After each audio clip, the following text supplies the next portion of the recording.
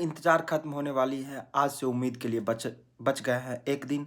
अब आ ही गए हो वीडियो पे तो देख ही लो पूरा कि इसमें डिस्कशन करने वाले हैं हम नीट एस्पिरेंट के बारे में, नीट 2026 पे। तो गाइज तुम्हें भी पता होगा, मुझे भी पता होगा, कल से उम्मीद लॉन्च हो रहा है और कल पहला क्लास होगा उम्मीद का। और गाइज तुम्हें भी कुछ पता नहीं, मुझे भी कुछ पता नहीं क्या होगा नहीं होगा। और तुम्हें भी लगता है कि नीट 2026 में सिलेक्शन उम्मीद से हो जाएगा, और मुझे भी लगता है। लेकिन ये उम्मीद इम्पोर्टेंट किसके लिए है? तुम्हारे लिए इम्पोर्टेंट, हाँ तुम्हारे लिए इम्पोर्टेंट है या नहीं, मेरे लिए इम्पोर्टेंट है या नहीं, इस पे बात करेंगे। तो गाइज तुम्हें लगता है कि उम्मीद से हम सिलेक्शन ले लेंगे, 650 प्लस मार्क स्कोर कर लेंगे?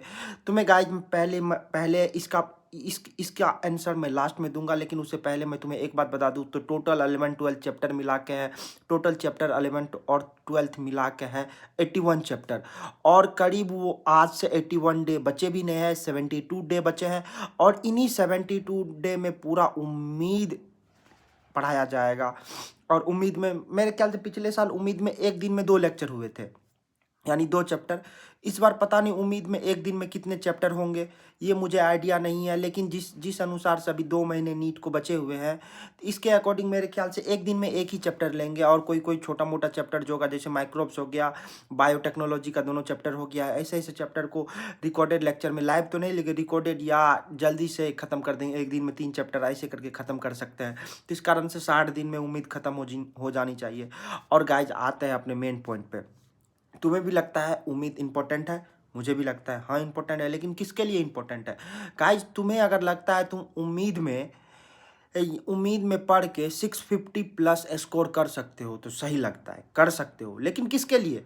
गाइज तुम्हें लगता है अभी तक अगर तुम कुछ नहीं पढ़े हो तो जीरो से स्टार्ट करके तुम उम्मीद में 650 प्लस स्कोर कर लोगे? नहीं। गाइज उसका क्या, जो पिछले 2 साल से लगे हुए हैं, जो सारा क्लास अटेंड किया है, इतना क्वेश्चन प्रैक्टिस कर चुका है कि उम्मीद में जितना क्वेश्चन होगा उससे 10 गुना क्वेश्चन से ज़्यादा वो प्रैक्टिस कर चुका है। उसका क्या जो 2 साल से टेस्ट दे रहा है? उसका क्या जो पिछले 1 साल से अचीवर वाले लगे हुए हैं? उसका क्या जो दिन रात पढ़ाई कर रहे हैं, लॉन्ग लेक्चर से सारा क्लास किया है? गाइज सबसे पहले इन लोगों का चांस होता है। देखो उम्मीद किसके लिए पता है?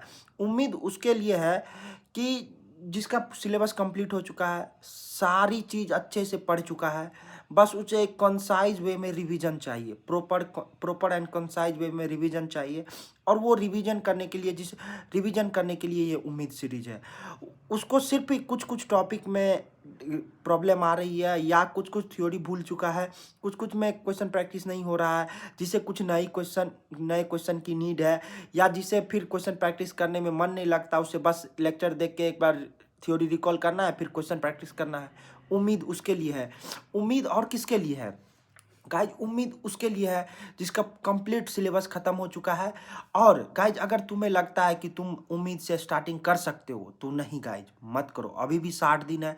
कुछ वैसे चैप्टर पढ़ो जो तुम्हें क्या कहते हैं स्कोरिंग लगे, जो स्कोरिंग है, एक्चुअली स्कोरिंग है। अगर तुम्हें पता है चैप्टर कौन से स्कोरिंग है, कमेंट करना। अगर वो स्कोरिंग चैप्टर रहेंगे तो मैं उस पर पर्सनली रिप्लाई जरूर दूंगा, मैं सारी चीज़ का रिप्लाई दूंगा। कहीं तुम्हें लगता है तुम्हारा सिलेक्शन हो जाएगा? मुझे लगता है। अगर तुम्हें लगता है तो जरूर कमेंट करना तुम्हारा सिलेक्शन हो जाएगा।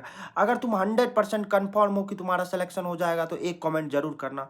नहीं तो गाइज ऐसे तो डायलेमा में सब के सब है, तो किसका सिलेक्शन होगा नहीं होगा वो बात की बात है। और रही बात उम्मीद में, गाइज उम्मीद देखो, अगर तुम्हें अभी भी उम्मीद से शुरू करनी है, अगर तुम कुछ नहीं करे हो तो उम्मीद मत करो, उससे अच्छा प्रचंड कर लो।